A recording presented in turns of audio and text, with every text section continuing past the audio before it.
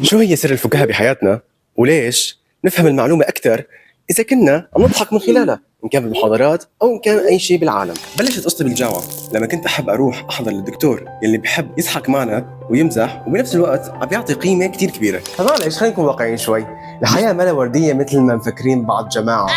تعرفون؟ واحتياجنا للفكاهة بمختلف أشكال حياتنا هو شيء ضروري، لأنه هو بيخلينا أحيانا ننفس عن نفسنا ونبعد شوي عن ضغوطات الحياة لحتى نعرف نفكر بالشكل الصحيح. فكلياتنا يا عزيزي لازم نعرف أن الشخص يلي بيلقي فكاهات هو دوما عم يضمن أنه توصلنا المعلومة بالشكل الطريف وعم نحب هذا الشخص.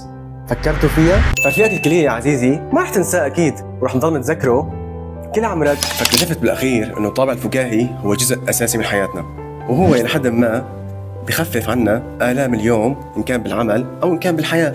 أنا قررت يا أعزائي إني أغير القالب اللي عم بقدم فيه محتواي، يكون فيه شوية فكاهة مع قصص حقيقية صايرة بحياتي. فشو رأيكم؟ كتبوا لي رأيكم بالتعليقات.